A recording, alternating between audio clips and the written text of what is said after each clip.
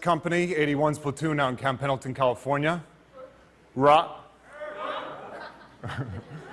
joined a few months after September 11th, feeling like I think most people in the country did at the time, filled with a sense of patriotism and retribution and the desire to do something. That coupled with the fact I wasn't doing anything. I was 17, just graduated from high school that past summer, living in the back room of my parents' house, paying rent in the small town I was raised in northern Indiana called Mishawaka. I could spell that later for people who are interested. Mishawaka is many good things, but cultural hub of the world it is not. So my only exposure to theater and film was limited to the plays I did in high school and Blockbuster Video. May she rest in peace. I was serious enough about acting that I auditioned for Juilliard when I was a senior in high school. Didn't get in, determined college wasn't for me, and applied nowhere else, which was a genius move. I also did that Hail Mary LA acting odyssey that I always heard stories about of actors moving to LA with like $7 and finding work and successful careers. I got as far as Amarillo, Texas before my car broke down. I spent all my money repairing it, finally made it to Santa Monica, not even LA. Stayed for 48 hours wandering the beach, basically, got in my car, drove home, thus ending my acting career.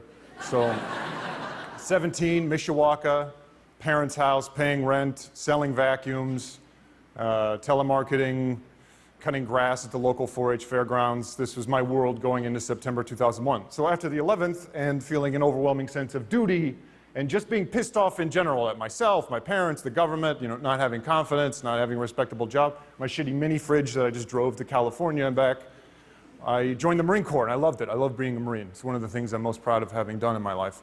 Firing weapons was cool. Driving and detonating expensive things was great. But I found I loved the Marine Corps the most for the thing I was looking for the least when I joined, which was the people. These weird dudes, a motley crew of characters from a cross-section of the United States that on the surface I had nothing in common with. And over time, all the political and personal bravado that led me to the military dissolved. And for me, the Marine Corps became synonymous with my friends. And then a few years into my service and months away from deploying to Iraq, I dislocated my sternum in a mountain biking accident and had to be medically separated. And for those who were never in the military, they find this hard to understand. But then being told I wasn't going to deploy to Iraq or Afghanistan was very devastating for me. It's a very clear image of leaving the base hospital on a stretcher and my entire platoon was waiting outside to see if I was okay. And then suddenly I was a civilian again. I knew I wanted to give acting another shot because, again, this is me. I thought all civilian problems are small compared to the military. I mean, what can you really bitch about now? It's hot. So much dirt on the air conditioner. This coffee line is too long. I was a Marine. I knew how to survive. I would go to New York and become an actor, and if things didn't work out, I'd live in Central Park and dumpster dive behind Panera Bread. So I re-auditioned for Juilliard, and this time I was lucky enough I got in, but I was surprised by how complex the transition was from military to civilian. And I was relatively healthy. I can't imagine going through that process on top of a mental or physical injury. But regardless, it was difficult. In part because I was in acting school.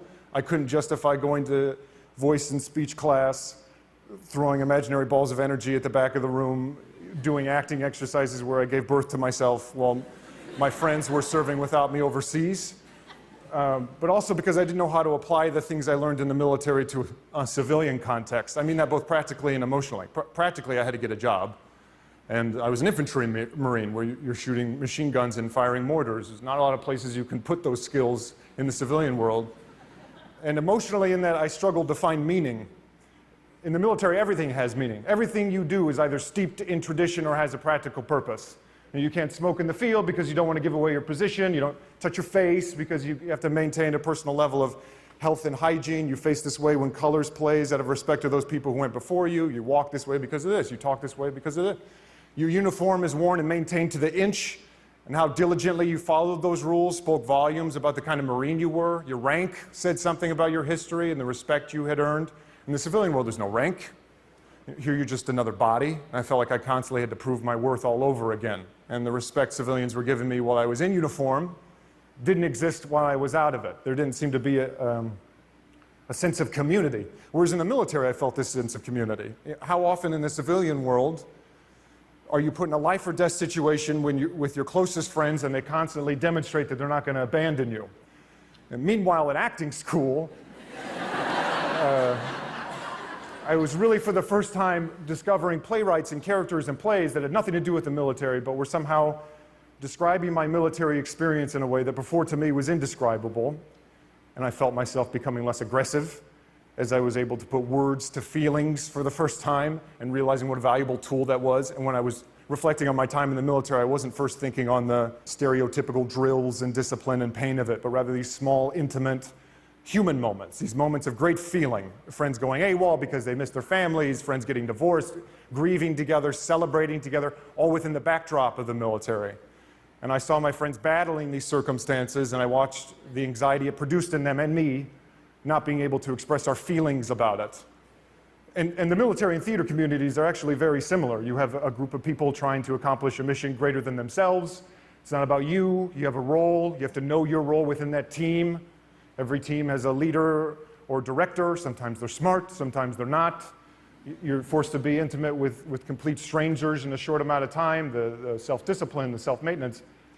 I thought, how great would it be to create a space that combined these two seemingly dissimilar communities, that brought entertainment to a group of people that, considering their occupation, could handle something a bit more thought-provoking than the typical mandatory fun events that I remember being voluntold to go to in the military. All well-intended, but slightly offensive events like win a date with a San Diego Chargers cheerleader, where you answer questions about pop culture. And if you get it right, you win a date, which was a chaperone walk around the parade deck with this, already married, pregnant cheerleader. And nothing against cheerleaders. I love cheerleaders. The point is more, how great would it be to have theater presented through characters that were accessible without being condescending? So we started this nonprofit called Arts in the Armed Forces, where we tried to do that. Tried to join these two seemingly dissimilar communities. We pick a play or select monologues from contemporary American plays that are diverse in age and race, like a military audiences, grab a group of incredible theater-trained actors, arm them with incredible material, keep production value as minimal as possible, no sets, no costumes, no lights, just reading it, to throw all the emphasis on the language, and to show that theater can be created at any setting. It's a powerful thing, getting in a room with complete strangers and reminding us ourselves of our humanity, and that self-expression is just as valuable a tool as a rifle on your shoulder. And for an organization like the military that prides itself on having acronyms for acronyms can get lost in the sauce when it comes to explaining a collective experience. And I can think of no better community to arm with a new means of self-expression than those protecting our country. So we've gone all over the United States and the world, from Walter Reed in Bethesda, Maryland, to Camp Pendleton, to Camp Arif John in Kuwait, to USAG Bavaria, on and off Broadway theaters in New York. And for the performing artists we bring, it's a window into a culture that they otherwise would not have had exposure to. And for the military, it's the exact same. And in doing this for the past 6 years, I'm always reminded that acting is many things. It's a craft, it's a political act, it's a business, it's whatever adjective I guess is most applicable to you, but it's also a service. I didn't get to finish mine. So whenever I get to be of service to this ultimate service industry, the military, for me, again, there's not many things better than that. Thank you.